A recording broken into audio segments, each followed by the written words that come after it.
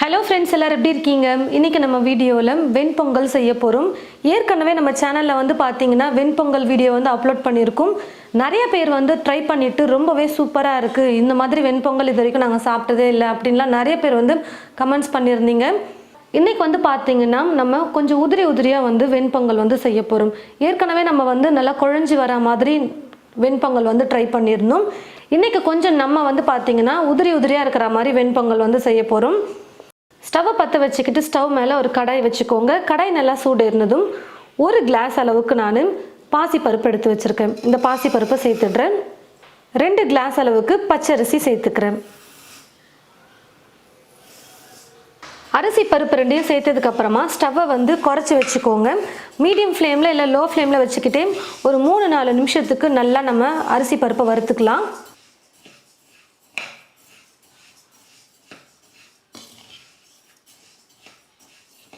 பாருங்கள் ஃப்ரெண்ட்ஸ், ஸ்டவ்வை மீடியம் ஃப்ளேமில் வச்சுக்கிட்டு ஒரு 3-4 நிமிஷத்துக்கு அரிசி பருப்பு ரெண்டுத்தையும் நான் வந்து நல்லா வறுத்துக்கிட்டேன். இப்போ ஸ்டவ் ஆஃப் பண்ணிடுறேன்.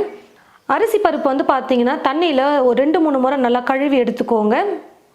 அரிசி பருப்பு ரெண்டையும் தண்ணியில் நல்லா கழுவி எடுத்துக்கிட்டு தண்ணி இல்லாமல் நான் இப்போ வடித்து எடுத்து வச்சுருக்கேன். இப்போ ஒரு குக்கரில் எடுத்துருக்கிற அரிசி பருப்பை சேர்த்துக்கலாம். இப்போது நம்ம எந்த கிளாஸில் அரிசி பருப்பு எடுத்தோமோ அதே கிளாஸில் தண்ணி சேர்த்துக்கலாம். நான் வந்து 2 கிளாஸ் அரிசி 1 கிளாஸ் பருப்பு எடுத்திருந்தேன். மொத்தமாக 3 கிளாஸ் அளவுக்கு அரிசி பருப்பு அளந்து எடுத்துக்கிட்டேன். இப்போது 3 கிளாஸுக்கு 6 கிளாஸ் தண்ணி முதல்ல சேர்த்துக்கலாம்.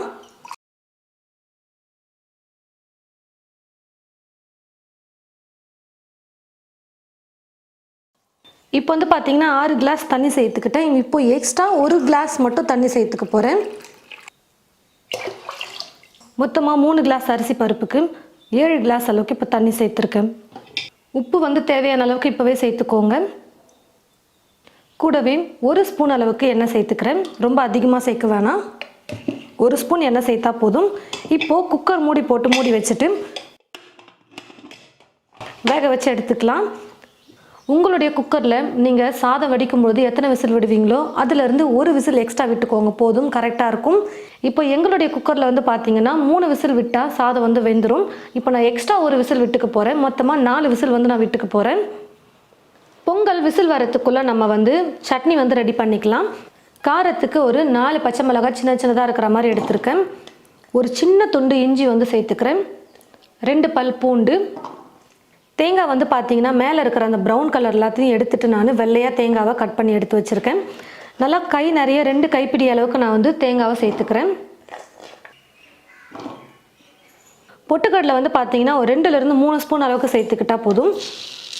தேங்காய் சட்னிக்கு பொட்டுக்கடலையை கொஞ்சமாக போட்டு செஞ்சு பாருங்கள், டேஸ்ட் வந்து ரொம்ப சூப்பராக இருக்கும் சாப்பிட்றதுக்கு. சட்னி தேவையான அளவுக்கு உப்பு கொஞ்சமாக சேர்த்துட்டு முதல்ல மிக்சியில் கொஞ்சம் நல்லா நைஸாக அரைச்சிட்டு அதுக்கப்புறம் தண்ணி சேர்த்து நம்ம அரைச்சோம்னா தேங்காய் நல்லா அரைப்பட்டு வரும். பாருங்கள் ஃப்ரெண்ட்ஸ், தண்ணி கொஞ்சமாக சேர்த்து சட்னி நல்லா நைஸாக அரைச்சி எடுத்துக்கிட்டேன். உங்களுக்கு சட்னி எந்த அளவுக்கு கெட்டியாக வேணுமோ அதுக்கேற்றது போல் தண்ணியை நீங்கள் பார்த்து சேர்த்துக்கோங்க. சட்னி வந்து பார்த்தீங்கன்னா இப்போ தாளித்து சேர்த்துக்கலாம்.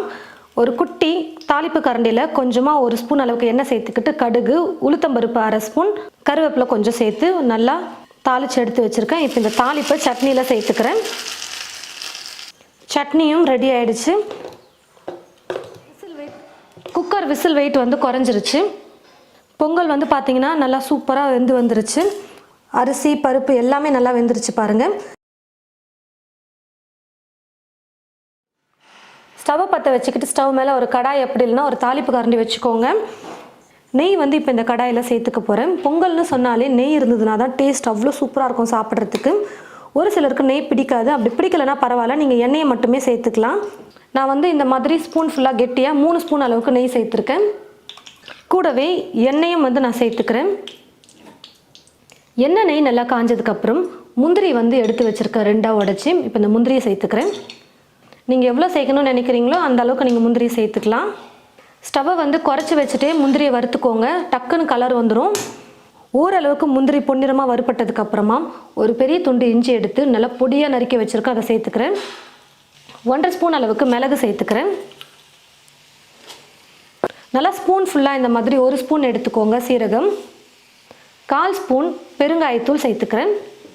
முந்திரி ரொம்ப பொன்னிறமாக வறுத்ததுக்கு அப்புறமா நீங்கள் இதெல்லாம் சேர்த்திங்கன்னா அதுக்கப்புறமா எல்லாம் வறுப்பட்டு எடுக்கிறதுக்குள்ளே முந்திரி வந்து தீஞ்சிரும். ஓரளவுக்கு வறுப்பட்டதும் இதெல்லாம் சேர்த்துக்கோங்க.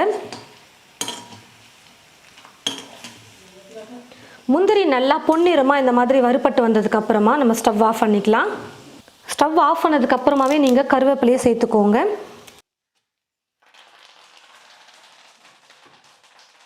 நம்ம ரெடி பண்ணியிருக்கிற இந்த தாளிப்பை எடுத்து பொங்கலில் சேர்த்துக்கலாம். எல்லாத்தையும் சேர்த்து கலந்து கொடுத்துக்கிட்டோம்னா போதும்.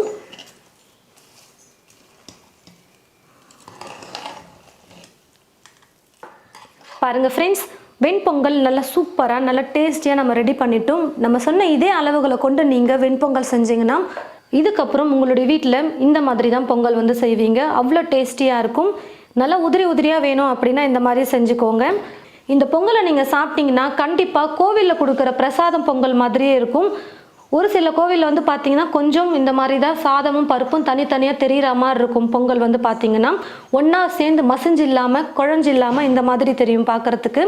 அதுவும் நம்ம கோவிலில் கொடுக்குற பொங்கலில் அந்த சீரகத்தோட ஸ்மெல்லாம் வந்து பார்த்திங்கன்னா அவ்வளோ சூப்பராக இருக்கும் சாப்பிடும்பொழுது. இப்போ நம்ம பண்ணியிருக்கிறதும் வந்து பார்த்திங்கன்னா அதே மாதிரி தான் இருக்கும்.